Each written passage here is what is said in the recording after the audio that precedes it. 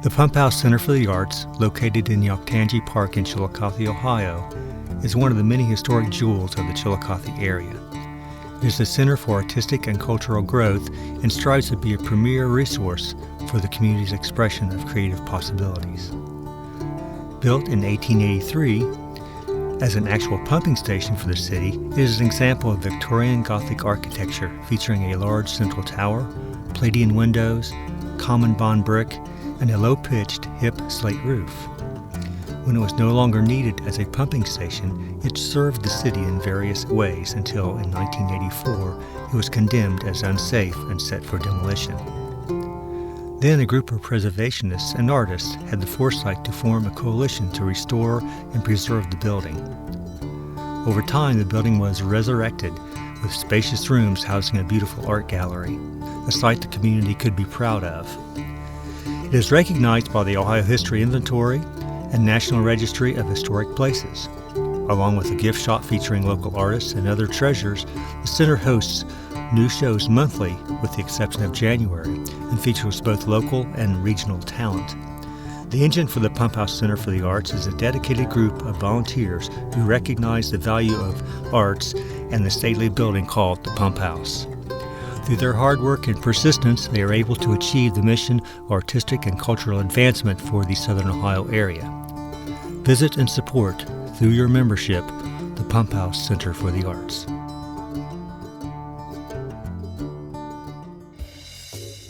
Hello, my name is Brian Joseph again with you, along with my friend Chad Urich with Artists Around You. And today we have the pleasure of talking with Mr. John Payne.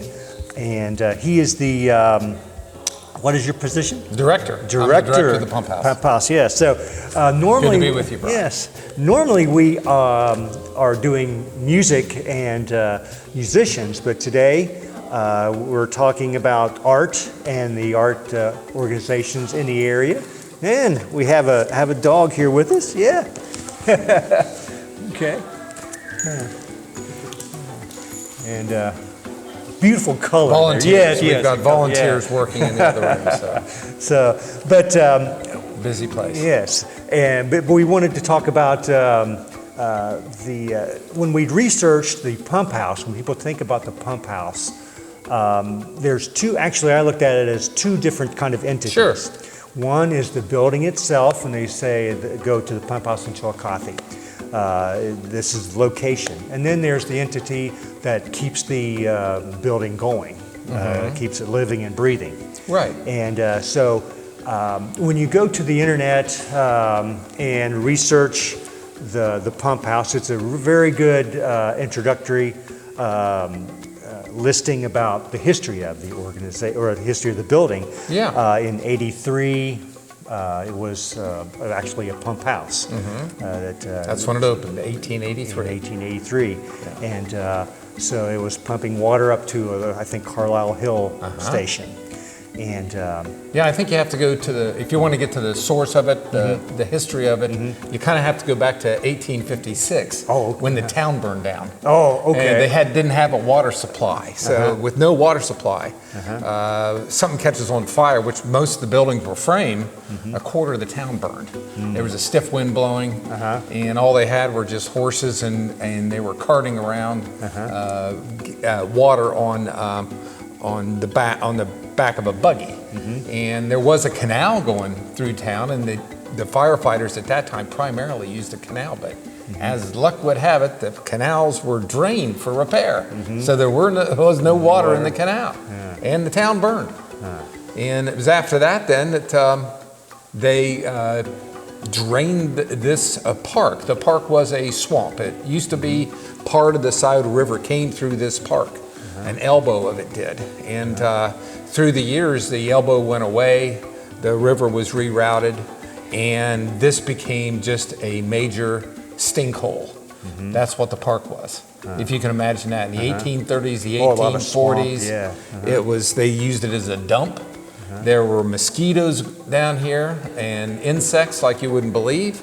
And the city founders decided to drain the swamp and turn it into a park. And that occurred in the 1870s, and they still didn't have any centralized water system, so they said, well, there's the Taze River aquifer running right underneath that park, that new park. So what we'll do is we'll sink a well right over that Taze River aquifer, and we'll build a pump house, and we'll get some architects and have a really nice pump house, because everybody thinks the park is being a stinkhole. So we'll make it nice, and we'll build a beautiful building, and we'll work on the lake and create that lake and give it a little more of an effect. And so that's what they did. And so they built this building. It's basically 2 big rooms. One room housed the 2 huge engines. The other room housed 2 big boilers. We're sitting in the boiler room right now. And there was a big chimney out back. And that pump house then operated for several decades until floods got it. The 1913 big flood floods. got it. And electricity, by that time, electricity pumps are smaller now. You don't need to have great big steam engines. And today, the city of Chillicothe still gets its water. There are 5 pumps in the park, and one of them's in our parking lot. So they're still pumping water for Chillicothe right out of this Taze River aquifer. Same thing that they did in 1883. But much smaller and stuff. Yeah, much smaller, and they pump it to a treatment plant, and they treat the water now too. So that was nice. Okay. So at that point, then it kind of lost its usefulness, and so you basically had a building. So it fell into great disrepair, as you just said, and at the time, this back of the building, they tore down the huge smokestack that was there, and they knocked a hole in the back of the building so that they could drive back a dump truck in here and dump road salt. So they used this for several decades just to store road salt. And during the winter, they would have a backhoe or a front end loader, skid loader, come in and pick up the salt and take it outside and dump it into the trucks to be spread on the roads. And so that's what was occurring up until about in the late 1970s when they decided to tear it down. So basically, it was just the city looked at it as it's just storage, just a storage building. Okay. Right. And and then in the late 70s, a friend of I was working on a house on Church Street, an 1840s brick, and I had a friend, Stephen Steele. He was working on another 1840s brick, and we were both young and involved. And we were in the JCs, and we had a haunted house going a couple of years before that. And so we had the idea that we saw that this building was going to be torn down. It was a beautiful building. We went to council, Steve and I did, and I give a historical background of it. I'd researched that through a local historian, John Grabb. Steve gave a business plan that involved us raising money through the use of a haunted house and to try to fix the roof and stabilize it, which is what we ended up doing. Council gave us the $5,000 they'd allocated to tear it down. They gave us, and that was our fund to start the haunted house. And once the haunted house was running, we raised $15,000, $10,000 to $15,000 a year, and put that back into the building, hired an architect, and started working on the gutters. But then, as things would have it, Ted Fakison, a local artist, Jim Barrington, the local city attorney, had the idea that, hey, we should get a hold of this and turn this into an art gallery. Southern Ohio does not have an art gallery. And it was through their vision and foresight that they raised over $350,000 and turned it into what you see today. So it's been here 32 years now, operating as an art gallery, because by the time they finally got it done, it was 1991, and they opened their doors. And it opened up in 1991. Yes. Okay. All right. So that's kind of where we are. That's the story. An interesting story about the building itself. That's, Right. Now I know. when it first opened up in the 90s, has there been any other major renovations done to the building? No, No. there hasn't. No. And, it was. I've been here. This is my third year, and I was on the board, and there was no director. In the past, there have been paid directors. I'm a volunteer director. I'm a retired educator, and after 30 years, it was looking pretty rough. So I wrote some grants, and I took over as the volunteer director so that I could oversee everything. And we expanded our hours. We fixed the bathrooms. The bathrooms were in bad shape. The floors were bad. 30 years of use. Yes. Things needed to be Yes. redone. So through the use of grants and through the use of donations, we were able to paint the whole inside, fix the bathrooms, fix the floors, put new floor down, and paint the exterior. And because it was starting to peel, the paint was peeling and it was getting rusty, and fix the gutters. We fixed the gutters again. Always got to keep the roof. Oh, yes. The roof's the important part. Yes. Keep that roof going. We've got the original slate roof up there, so. Those are the projects that has kept us busy the last couple of years, for sure. Now, I know several years ago you had the idea to add on to the building, but I'm not sure that really worked out for you, for the organization. I was not on the board at that time, and I was not a part of it. From what I've read, it was started in 2014. The idea was there used to be a well on the north end of the building. The outline imprint in the ground is still there if you walk around out on the grounds.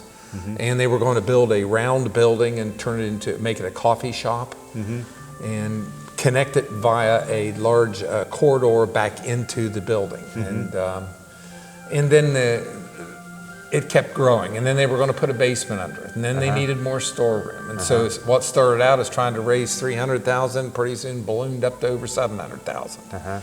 And I think that the board at one point, it was sort of it fractured the board. There were some people that wanted to pull the plug because they didn't feel like after 3 years they hadn't raised the money, and they said, let's just pull the plug. And then another group on the board wanted to keep going, but so there was a vote, and it was voted to give the money back and forget about that addition, and which caused a split in the board. And so then the board went through some evolutionary changes and lost board members.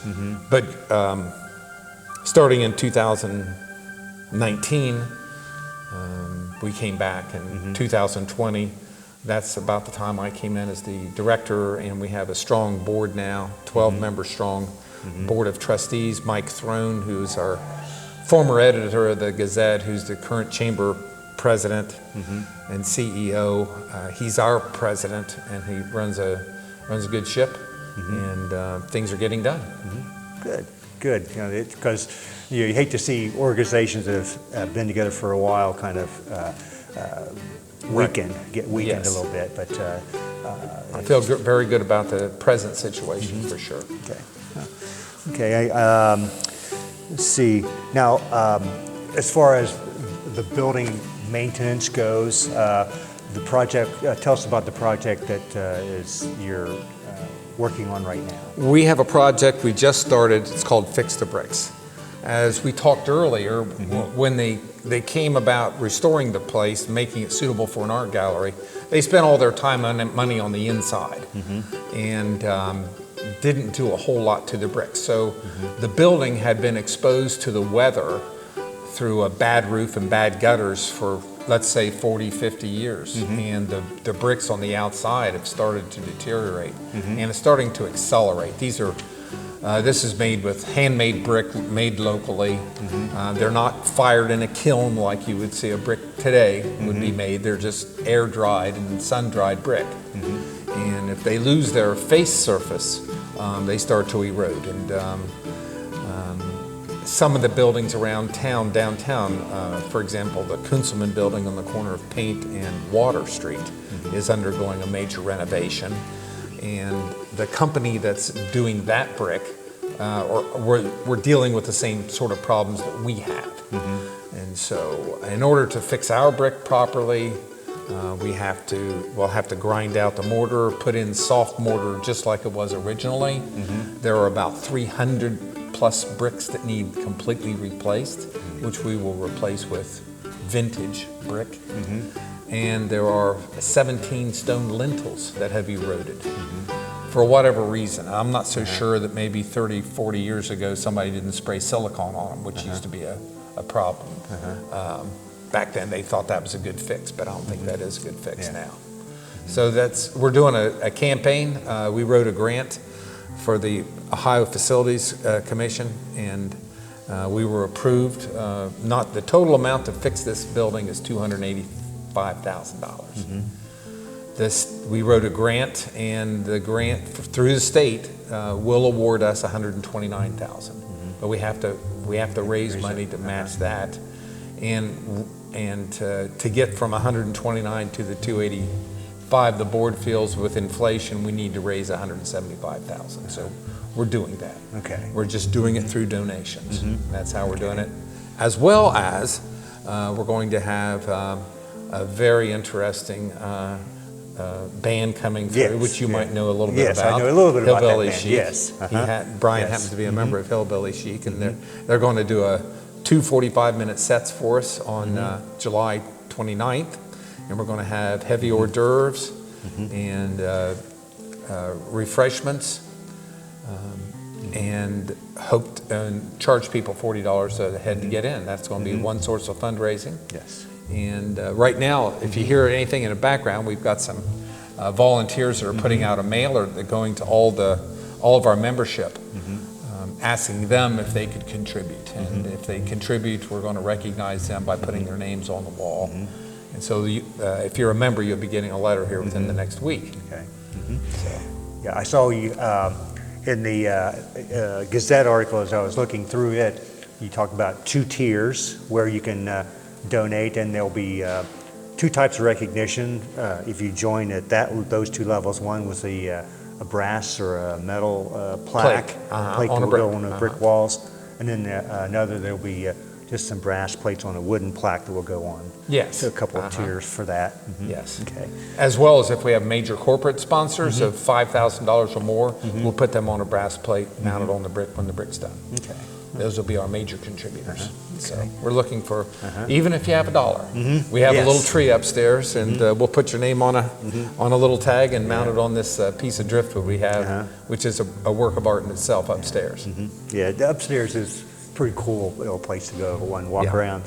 That's our Fix the Bricks project. Yes, yeah. So concert, I think it may be the 27th. 27th, yeah. That will be here at the Pump House, and then you had talked a little bit about a dinner which kind of way in the future, which is it's October 19th. That will be at there. The old post office on South Paint Street. Yes, and so those are something that our listeners can kind of keep their ear open for as things come up. Purchase a ticket and have a good time, and at the same time raise money to help fix these bricks. Okay, good. And I know you're trying to have that money collected by the end of the year. So Yes, we are, because it all comes together in April of 2024. But before April of 2024, the state has to come down and look at everything we've raised and look at our plans and make sure all of our ducks are in a row. And so that's the reason we want to have the money raised by the fall, so that when we review it with the state, everything is set. Yeah. Okay. Oh, good. So that's a little bit about the building itself. Now, again, when you look at the 2 entities, you've got the building itself, but then you have the organization that's keeping it up. As I was looking at it, I don't know that much about the art community per se, and when I saw it, there's the Chillicothe Art League, which is one thing. This is not part of that. It's a totally separate organization. Yes. So but they are an integral part of the Pump House in that they do a spring show, and they have for years. In April, called the Chillicothe Art League Spring Open, and that's a show that they do in April. And so the Art League, as soon as I came on board, I felt like the Art League they were meeting once a month in the pump house. And so the pump house board was allowing them to meet in the pump house, but there really wasn't a lot of communication. So I went to the board and I said, we need to have more communication with the Art League. Why not make an Art League member, let the Art League appoint a member to our board, and let that member serve for 1 year. And then they could appoint somebody else. That way the Art League becomes familiar with the workings and goings on of the pump house. And also if there's something that the Art League's doing, they can report to the board, to our board, and let us know that there's something exciting that we need to be talking about. Okay. And so that's worked out pretty well. Yeah, okay, yeah, because I looked at it and thought, is that the same thing? And I they're wasn't not. sure, so yeah, okay, well, good. Yeah, they're totally separate organizations, but we're connected now, Yeah. just through sharing a board member. Yeah. And I asked you earlier, I thought, are you an artist? And you were saying, well, you weren't, but I'm more of a nuts and bolts you're person. nuts and bolts guy. You were Yeah. talking about you were a framer. But what I like as director, I direct. And so if I have a volunteer that has in it, like I have a volunteer, for example, and she's been a long time volunteer. She hadn't volunteered for a couple of years. She came back. In talking with her, she's an artist herself. She knows a lot of artists, and I was booking the shows. We have a monthly show here, and we have to book about 4 new things a year. But in talking with her, it was like, well, I don't need to be doing this. She needs to be doing this. So she's become, Bev Riley is my program director. So she knows artists, she gets artists, and so she fills those months spots. that we need to have filled, because we have regular shows, as we talked earlier. We have a regular show every February when you come here. It's the best of Ross County. So all the Ross County schools have artists here participating, high school students. The Pioneer Show is in March. So, and that's Developmental Disabilities Month, which that works really well. We mentioned earlier, the Art League puts on a show where they take over and put on a show and handle everything. That's in April. And what we're looking at around and behind us is a photography show we started 2 or 3 years ago. When my first year, we did a photography show, and we have a lot of photographers, and it seems to work out pretty well to do a photography show in May.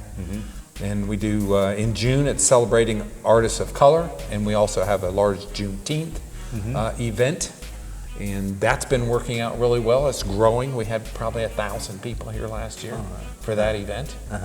And then in July, we go with an artist. That's where Bev finds an artist for July. She finds an artist for August. In September, we have like a fall show called The Hills, which is another judged show. And then October and November, we bring in, again, another artist, a different artist. And we've had some creative artists here. We had Michael McGinn, for example. He put on a great show in November of 2 years ago. Came down from Columbus. He shows in Columbus, but he's from Chillicothe. And a lot of people remember him. Oh, is he a painter, sculptor? He was what a does painter. He a painter? Yeah. Okay. So it was a very successful show. And we do a holiday show to round out the year in December, and that's where we allow any of our staff artists to come in and hang their work and sell their work before Christmas. We close in January, really, and that sort of lines up the whole year, Brian. Great. I know that the one program I was talking about earlier, where I think you had some of the local artists come in who do a lot of landscape painting. John Victor will say I forget what the name of it is, where the landscape. And he'll shoot me for this if I don't remember it. But they came in and talked about how they did it when they go out in the mornings, take their equipment. And there were 3 of them, Richard Moore, John Victor, and I think Patrick Sims, talking about how they did it and their interpretation of the same scene. But I thought it was very interesting about their equipment, how they're set out there and what they bring and the colors that they bring. So I thought that was really interesting that they do as far as another type of program that you have here. Sure. And Let's see here. What else? Now, I would say that's the gallery side. Like I said, there's two major rooms to the pump house. One used to house the pumps that we talked about earlier, and then the other room handled the boilers. Right now, the boiler room, that's our gallery. The pump room has been converted into our gift shop. So we do have a gift shop. See, that's how we have to, even though we're all volunteers, it still takes money to run this place. Yes. Yeah, we have gas bill that's close to $500 in the winter. Electric bill's always running around $400, so we have $1,000. Yeah, there is some nice stuff $1,000. there. I think we'll take a little trip over there and take Yeah. a look at some of that. Now you have classes. I think you were talking about We're starting to do more and more classes. Yes, this will be our third class this year. It takes place on a Friday. We open it up.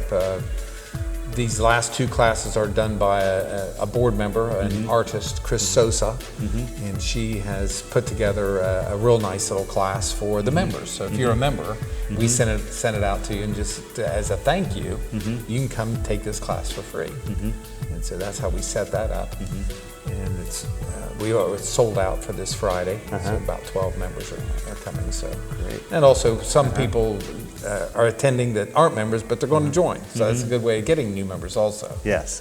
Yeah, there are different membership levels from all the way from student to benefactor, and Yes. so And that's a major at any revenue level. stream for us.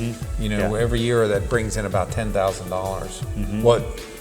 The last couple of years it has. Everything had been falling off back in 2017, 2018. Again, about the time that project collapsed, and they went through some different boards.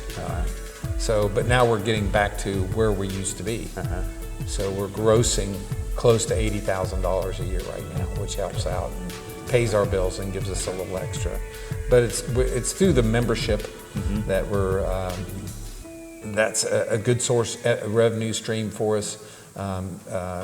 Donations, nice revenue stream. Rentals, revenue stream. So Yes. all those things play into it. And then our grants. And I have a real good person that writes grants for us, Alice Reynolds. She's our grant writer.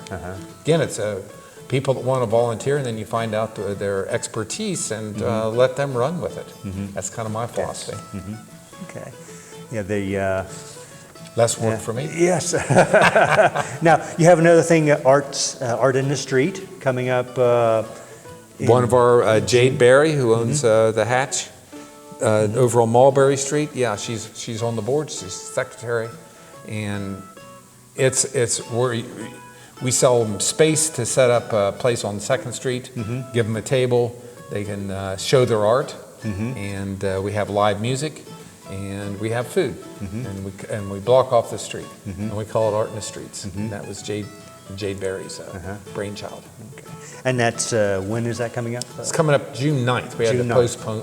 Had to postpone it from bad weather back in April 30th. Ohio weather you can never predict in April. So okay. Well, I tell you what.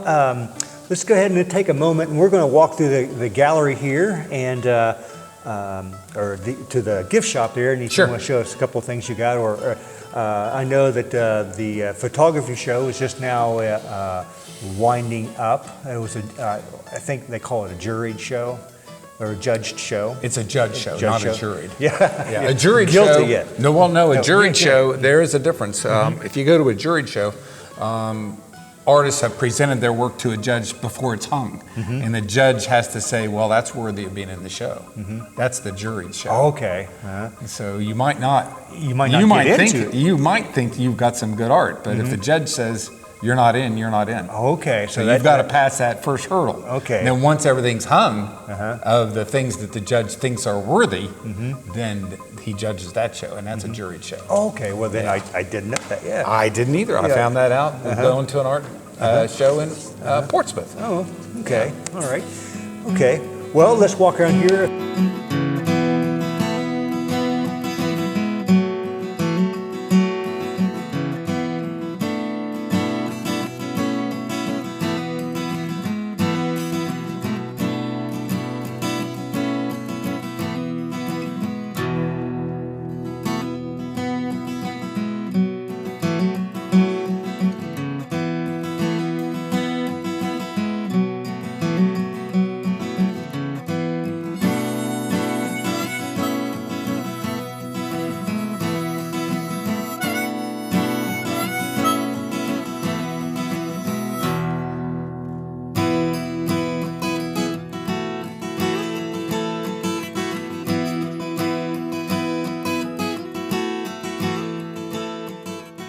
So we'll kind of zip in here. This is part of the gallery or the gift shop. Yes. This is the gift shop right here. So I was just going to point out we have local artists that you can come in to the Pump House anytime and always find local art, which is a plus for us. We were talking about Richard Moore. This is an example of his work, and you're talking about Patrick Sims. Examples of his work here, and then behind the camera are John Victor's work. Yeah. So all three of those artists, and of course we have other artists to share as well. Susan Bakke. You can find Skeeter. She goes by Skeeter. Ellen Martin. And it just goes on and on. A lot of these artists, you always ask how they can hang their art in the Pump House. Well, we have a limited amount of space, and so we're always looking for artists that have shown before and have done well in their show. They might have won something, and so they're showing a little bit of talent. But as far as somebody just to come in and just be accepted, it's kind of hard to reach the level to get up to be shown. Yes. If that makes sense. This is Michael McGinn. We mentioned him earlier. These are his works, two of his works right there. Okay. So and then we just have other regular gift shop things. You might look, for example, here. This is an artist. I can't think of his name right now. Rod lives over on Graves Road. Anyway, he hand makes all these bowls and puts a nice finish on them. So that's a example of some work. Candles we get from Kansas City, and different little things, just gift shoppy things that people from out of town might want to come in and purchase something while they're here seeing what we have. And I did want to come over here and show the... We picked up a line Jack Pine pumpkins over here, so you might want to look some of these pumpkins, for example. These are all handmade in Hocking County by an artist, Jack Pine. And so he has he's about 40 miles away, and he has he has 5 kilns working 6 days a week with 5 other artists that are all blowing pumpkins in glass. And pumpkins seem to be his specialty, but he also does other things as well, outdoor art and things. Well, I know of him through these. We have a couple of these pieces ourselves, and they're really cool pieces. And so I guess he's got some of this stuff here, but I only know him from his pumpkins. But it'd be interesting to see there. So okay, all right. Well, this gives you a little bit of what's available here and at the Pump House Art Gallery, as well as what's about a little bit about the history and what it offers to the Ross County area. I want to thank John for his time. I appreciate it very much, and we always want to support artists around you. Like us on Facebook as well as YouTube. Follow us and consider becoming a member of your local art organizations, Pump House or any other organization that you enjoy. And thanks for watching. We appreciate John's time. Thank you, Brian. And, appreciate it. Thank you. Very nice. Thank you.